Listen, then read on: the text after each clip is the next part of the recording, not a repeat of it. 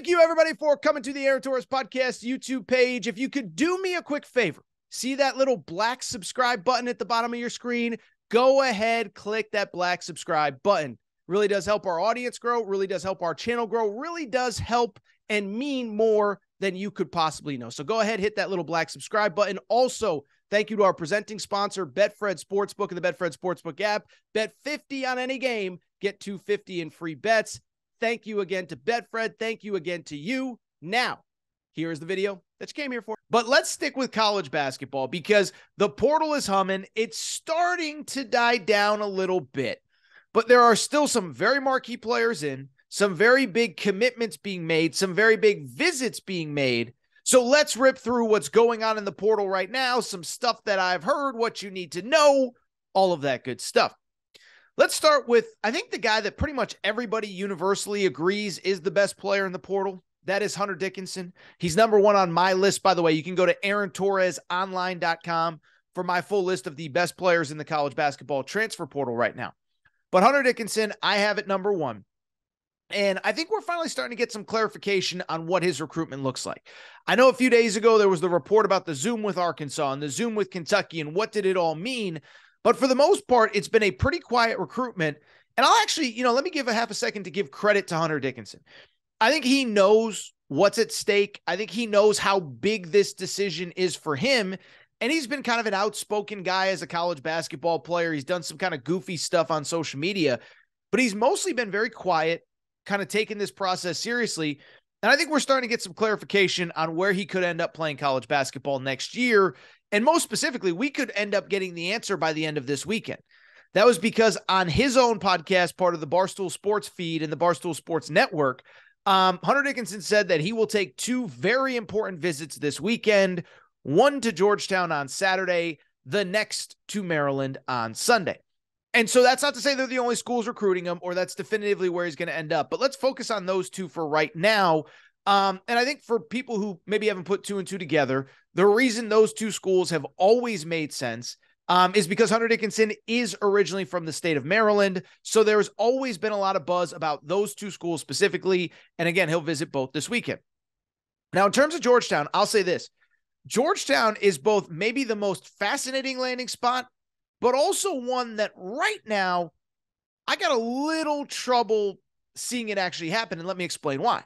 Obviously, look, he left Michigan for a lot of reasons, but I assume a big part of why Hunter Dickinson left was because he didn't think the talent around him was good enough. He was tired of having to basically carry the entire program. Now, this year, he actually had two pretty good players around him, Kobe Buffkin and Jet Howard. But I get the sense he kind of looked around the roster next year, said, am I going to have to do everything again? Maybe it's time for me to move on. Well, the problem with going to Georgetown is I think you're pretty much kind of going to have to do that at Georgetown as well, because right now they don't really have a roster for 2023-2024. Now, they did pick up a few players out of the portal this week. We talked about it, but Jaden Epps, a guard from Illinois, Rowan Brumbaugh, a wing from Texas, also Dontrez Styles, a wing from North Carolina. Those are very good building blocks. Those will be very good college basketball players and Big East players. But if you're Hunter Dickinson, you only got 1, maybe 2 years left of college basketball if you use that COVID year. Are you really hitching your wagon to a bunch of freshmen and sophomores that really haven't done it at the highest level, let alone a first-year head coach and a program that right now doesn't have a full roster? Now, what I would also say is this. If you're asking me with no personal bias as to where he lands, I kind of want to see Georgetown. Don't we all want to see Georgetown? Because, my whole thing with Georgetown is this. It is one of, in theory, the great brands in all of college basketball. The problem is pretty much anyone under 40 doesn't really remember the Georgetown when Georgetown was really humming. I'm old enough to kind of remember the Allen Iverson years, and I know they made a Final Four under John Thompson III, but this has not been like a big brand that has mattered in a very long time. And so for them to get Hunter Dickinson under Ed Cooley in his first summer, that would be a heck of a statement for 2023-2024. Now, I don't know if it's going to happen, but he's going to visit Georgetown. And I will say, you want that brand to matter. You want that arena down there in downtown. They used to call it the MCI Center. I don't even know what they call it anymore because Georgetown's been so irrelevant. You want that building to rock? Go get Hunter Dickinson, Ed Cooley. go get Hunter Dickinson. Now, it's also worth noting, on top of the Georgetown visit on Saturday, he will make a visit to Maryland on Sunday. And it's interesting, this particular recruitment, for a few different reasons. One, for people who follow the high school recruiting scene, Hunter Dickinson is from Maryland, and Maryland coming out of high school did not recruit him.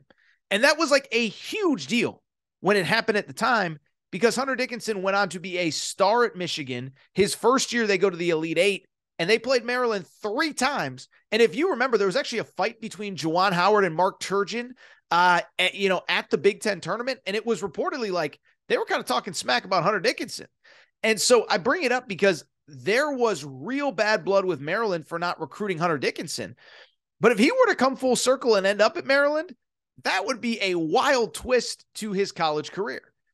Couple things that are interesting here. One, Maryland did recently hire Hunter Dickinson's former high school head coach as an assistant.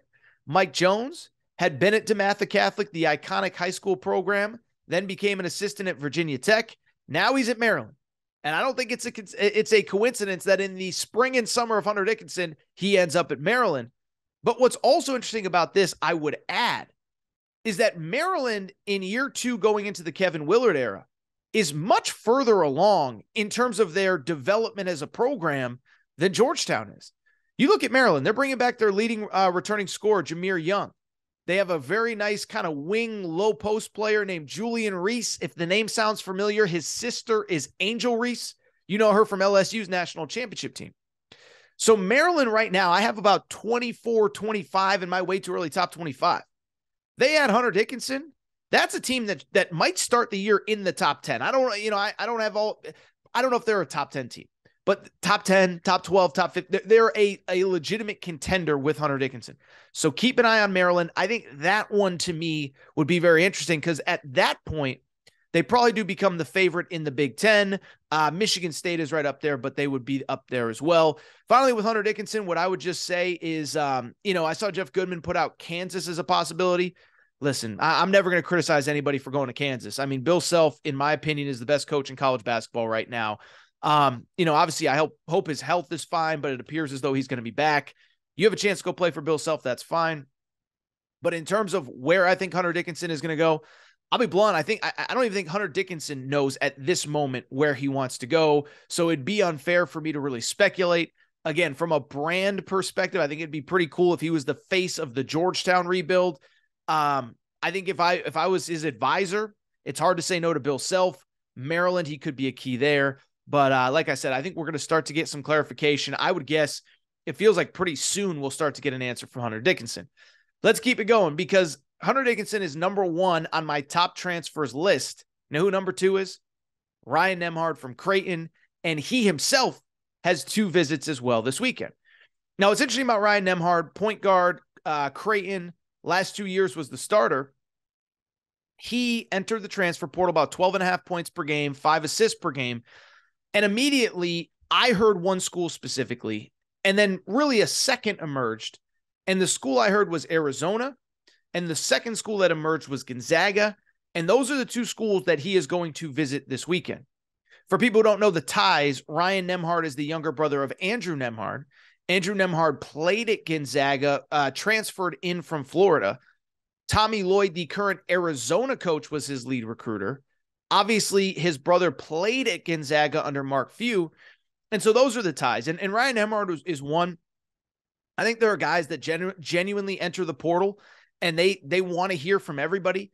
I don't get the sense that the Nembhard camp was really interested in going through the whole process again. I think they had targeted these 2 schools, and it'll be interesting to see what happens next. My intel from day one has been that Arizona is the team. I think that, listen, this is the world we live in. I'm sure there were some sort of back channel conversations, not accusing Tommy Lloyd, not accusing his assistants of anything, but people talk. Somebody heard something that he might not be happy there. And I think Arizona was probably aware that Ryan Nembhard was going in the portal. And if I had to guess, I would think that would be the landing spot for him. But he's another one. We should find out pretty soon. Visiting Arizona this weekend, Gonzaga this weekend. I don't suspect there will be any more visits after that, and we'll see what happens from there. A couple more transfer portal news and notes. Let's get to some commitments in a minute. Before we do one, Max Abesmith, number 3 in my transfer portal rankings, by the way, from Oral Roberts, was the team's leading scorer and one of the nation's best scorers, has averaged 20-plus points per game each of the last 3 years. In the 2020-2021 season, he actually led college basketball in scoring. I saw a report from On3 that it appears as though Kansas State and Texas have kind of jumped out to a sort of a little bit of a lead there. Kansas State obviously is the one that makes the most sense. They need a guy to replace Marquise Noel, ball in your hands, all of that. That feels like a pretty good landing spot if you can get it. Kind of a nice spot between a player and a coach, a player and a system. A lot of Kansas State's other players, Keontae Johnson, Naquan Tomlin, right now are projected to be back. We'll see what happens. There's still some time to declare for the NBA draft. But I just bring it up to say that landing spot makes sense. Texas, we'll see.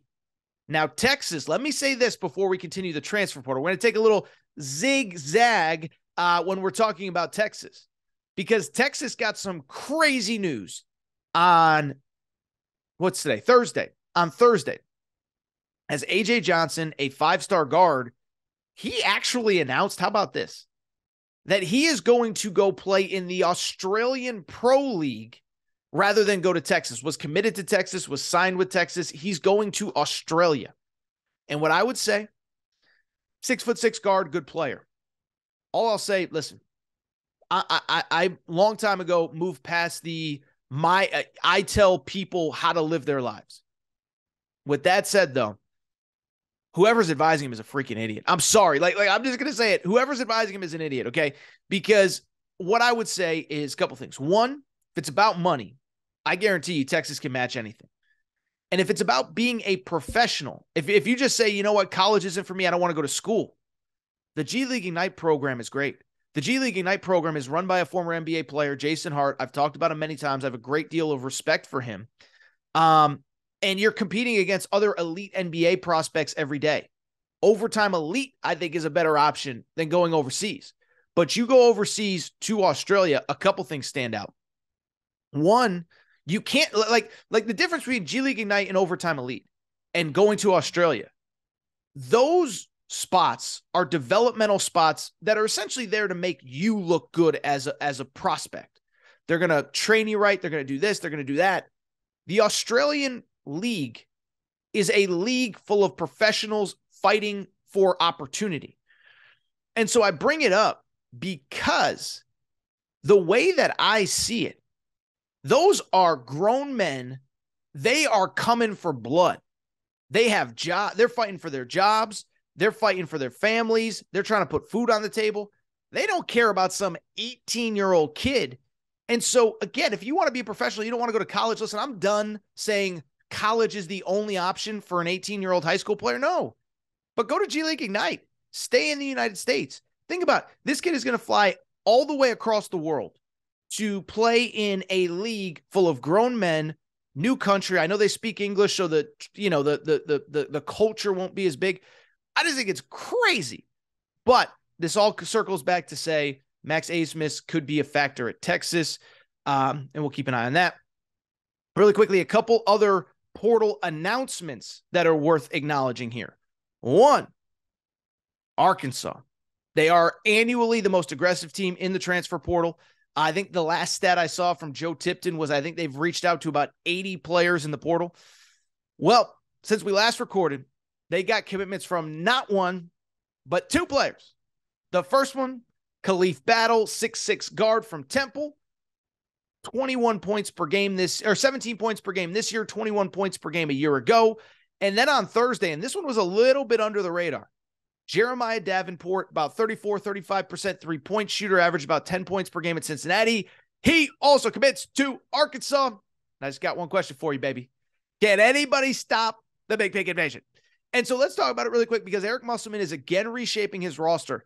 And I truly believe that this is actually the best portal class that he has ever had. Now, he's been the portal master, the portal whisperer, dating back to the Nevada days. But you look at the classes that he's brought into Arkansas, I think this is the best one that he's brought in so far. So far, Arkansas has brought in 4 different guards.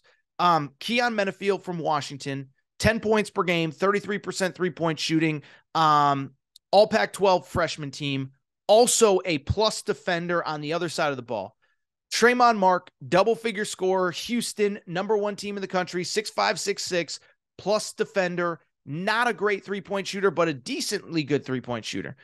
Now you add Khalif Battle, 6'6", 17 points per game. Actually, it was closer to 18 at Temple. And Jeremiah Davenport.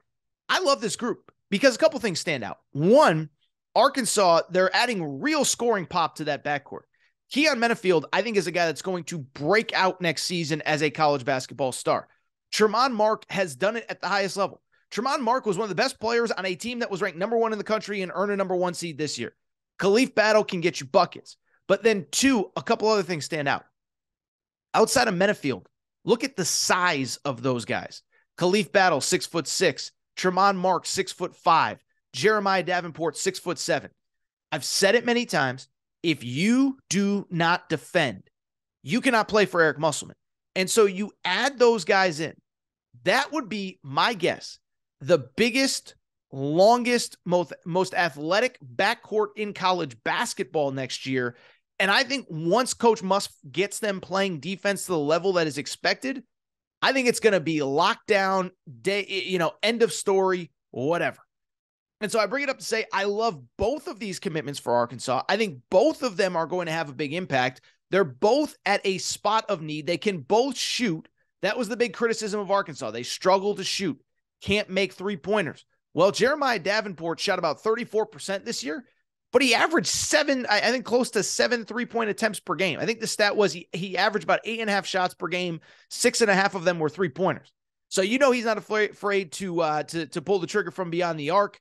Menafield, I think, is an improving three-point shooter, Tremont Mark, etc. So I bring it up to say, I just like this group a lot. And then you add it with the guys that we know are coming back. Trevin Brazil is coming back. 7-foot, rim protector, all that.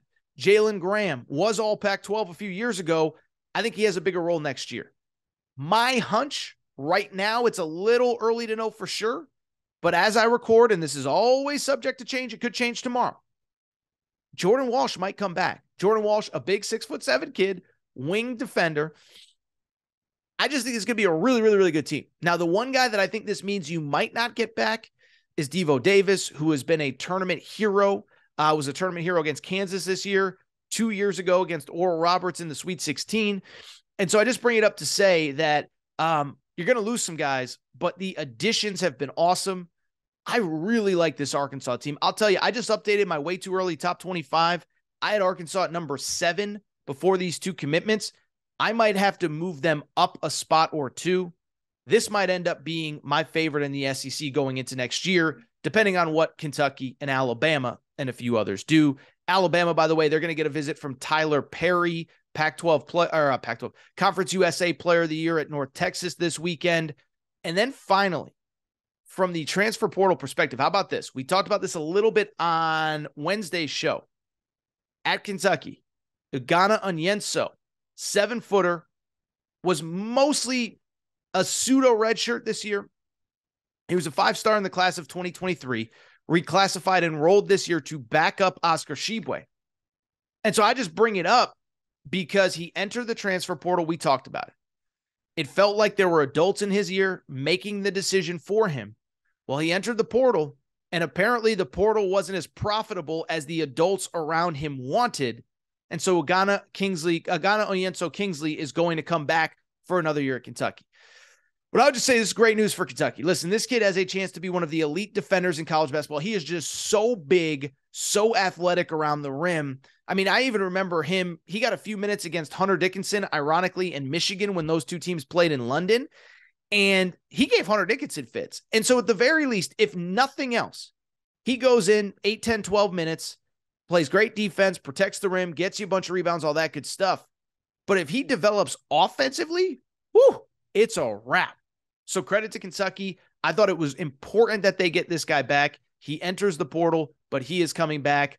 Only other transfer note that I can think of is San Diego State did add Reese Dixon Waters, was the Pac-12 6th man of the year at USC. San Diego State also did lose Keyshawn Johnson, a starter on this year's team, who will enter the draft, but also consider the portal as well. Woo! That was a good transfer portal up. That was a hearty. Like that one like fills your stomach. Like that one makes the stomach feel warm, doesn't it? All right, that's what we're going to do. Take a quick break. We're going to come back. When we come back, we are going to wrap the show. It's been a while. With America's favorite podcast segment, Aaron Right, Aaron Wrong. It will be an end-of-season college basketball edition of Aaron Right, Aaron Wrong. We're going to take a quick break. We will be right back.